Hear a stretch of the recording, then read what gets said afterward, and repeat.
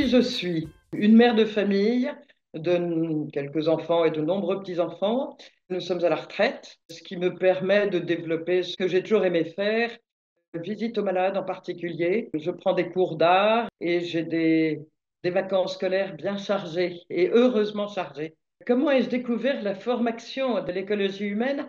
Eh bien, par une amie avec laquelle nous devisions sur les difficultés de notre temps, pour reprendre un terme très très général. Et elle avait suivi cette formation l'année dernière avant d'arriver à Brest, où nous sommes maintenant. Et donc, très naturellement, quand elle me l'a proposé, j'en ai été heureuse. Je n'étais pas étonnée par ce concept qui m'est familier et qui rejoint tout à fait mes conceptions d'une manière générale, à savoir que l'écologie n'est pas seulement une attitude politique ou une proposition politique, mais un art de vivre qui correspond à ce que nous sommes. Quelle est la forme de cette formation écologie humaine?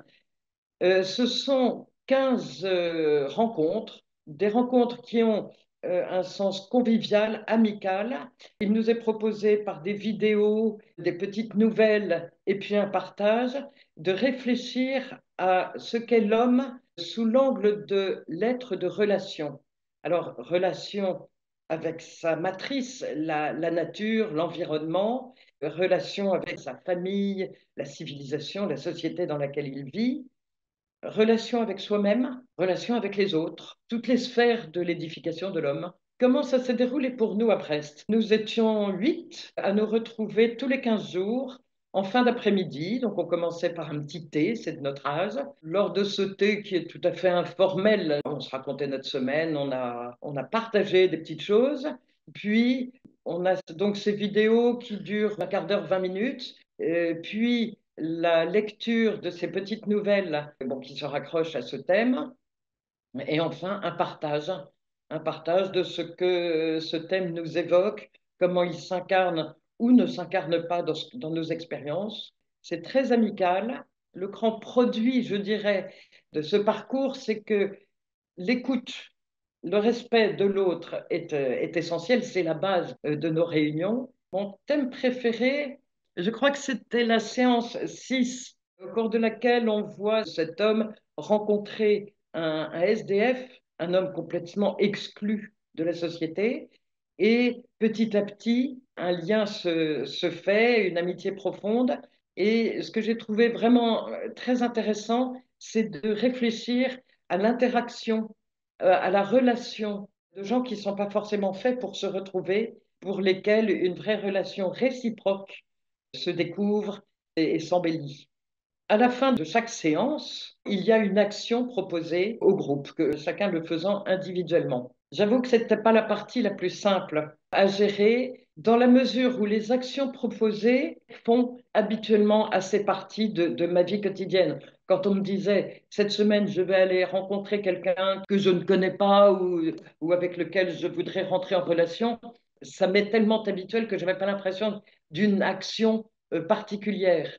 Une de ces actions qui m'a vraiment touchée, et c'est celle que j'ai préférée, je crois que c'est celle de la première rencontre. C'est une réflexion sur soi-même à travers les dimensions qui constituent notre être, c'est-à-dire la dimension physique, psychologique, relationnelle et spirituelle. Et finalement, cette réflexion sur l'équilibre de toutes ces dimensions, c'est quelque chose qu'on ne fait pas très naturellement, mais qui donne vraiment une occasion de rechercher cet équilibre. Alors, y a-t-il eu une évolution au sein de l'équipe? Oui, ça certainement. Je dirais en connaissance mutuelle et du fait de la connaissance mutuelle, en respect mutuel, des échanges de plus en plus libres et de plus en plus profonds et riches. Il y a une dynamique de l'amitié qui est très belle. Les bénéfices que j'en ai retirés, je dirais qu'ils sont très, très généraux. Donc, je l'ai déjà dit, une amitié renforcée, et ça, c'est intéressant. Des sujets très variés, très profonds, auxquels on n'a pas l'habitude de s'arrêter souvent, et donc qui complètent, je dirais, sa culture, sa manière d'appréhender les choses. Beaucoup de réflexions très utiles qui développent sans doute l'intelligence et la psychologie, donc tant mieux. Donc, occasion de réfléchir, occasion aussi d'exprimer ce qu'on pense. Et c'est important de savoir le faire. Et là aussi, j'ai vu une belle évolution de personnes qui avaient peut-être la parole moins facile, mais qui se sont dilatées, je dirais, dans ces formes d'expression. Voilà ces bénéfices. Oui, tout à fait. Je recommanderais cette formation écologie humaine avec la précision qu'on peut ne pas être d'accord avec tout. C'est pas la peine d'être d'accord avec tout pour puiser quand même de nombreux avantages. Un conseil est donné aux futurs participants, eh bien, de se laisser guider, laisser le champ libre à ce qui est proposé, même si des petites choses, on n'aurait pas pris les choses de la même manière, mais se laisser guider et s'abandonner à une forme action, à une forme qui peut déstabiliser, mais au cours duquel on s'aperçoit que finalement, on en tire des bénéfices.